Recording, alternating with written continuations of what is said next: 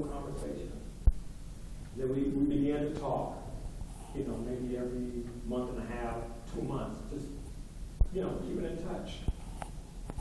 Then I was invited to speak at her church in Hayward, California. Now, I'm still working on myself, I'm just not knowing it. You see, you can't work on yourself and then get out there in the club. Because, see, now you're trying to make it happen. Can't do that. See, that's what you used to do. You got to do something different. You work on yourself and you stay open. So I give the lecture and I meet it in person. Nothing was there, both ways, but I'm still working on myself.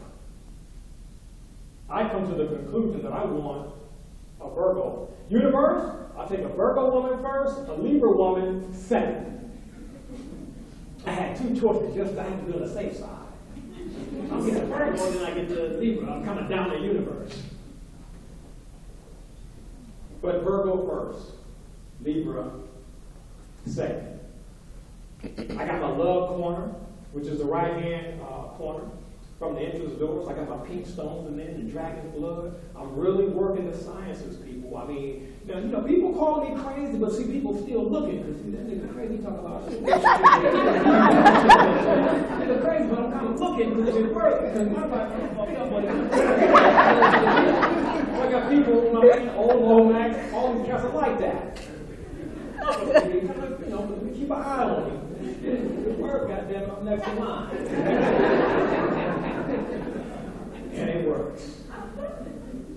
Because I'm specifying now, I'm working on myself and my voice and my music, And then, it's crazy because, before, man, it was really difficult coming up on females. I get my hair cut, every 2 weeks, I got snakeskin shoes on. It was just difficult. When I gave up on all of that and started working on me, I became confused, man, because I had all of these beautiful women around me, and I didn't know what to do. So I just said, well, let me just get away from it because it's too much for me.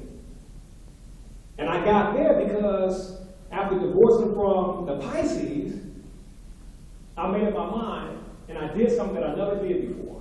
Now, before, I was at war with black women. And a lot of that, kind of stemmed, from my mother. I had issues with her. But at the same time, too, I always had an eye for truth, so I saw the games that were being played. And, that kind of put me at bay. So it was just a combination of things, or something I would break up and then, fuck these women, man. Fuck black women, fuck that. Shouldn't them white women, Asian, lying to myself because I'm hurt. And a lot of us can relate to that. Or I'm going to get out, man. You see me white man. Yeah. You want your mandingo. But we do that in her state. But in 2002, which was a precursor for me getting to where I am now, I said, man, every time you break up, you get mad, you curse these women out. But deep down inside, you want one of them. Because it's easy to condemn what you feel you can never attain. Mm-hmm. So one day I was about to go to Whole Foods, and I made up my mind. I said, you know what? I'm going to do something I never did before.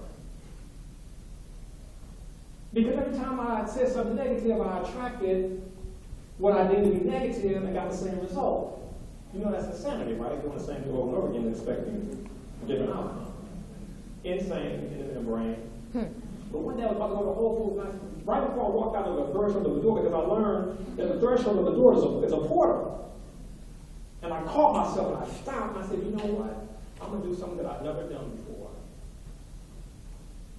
I'm going to be positive about black women. I'm going to love like I never loved before.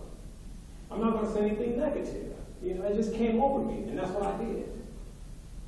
And I remember going to Whole Foods Market in Glendale, California, and meeting this very, beautiful woman who was just in the store, and she just said, your energy. I started being complimented on my energy. I mean, the energy was just so strong. I remember women would stop me. I remember this white lady stopped me, like, can I have a hug? And then when I kiss you, she was trying to sell some little sugary treat or something like that. And, do you mind that? Like, damn, Where I'm from, it's like, you're a stranger, I don't know where your lips been. But I'm working with the whole love thing, and the pink, unconditional love. And it was cool. Then I go in the bookstore and I met these two little white girls in the wicker section, and the energy I was attracting women. And even the dudes, it was love, it wasn't no homo type love, it was because man, we don't really talk like that. You know what I'm saying? Nigga, what? I love you, brother. And we kind of get messed up. It's hard for us to say that. And that's just because how we raise it. The females, I love you, girl, it's all cool. I don't want to get to call that friend's girlfriend. But if I say that's my boyfriend,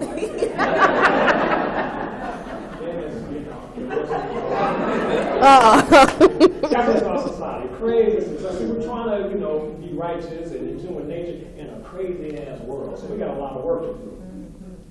But anyway,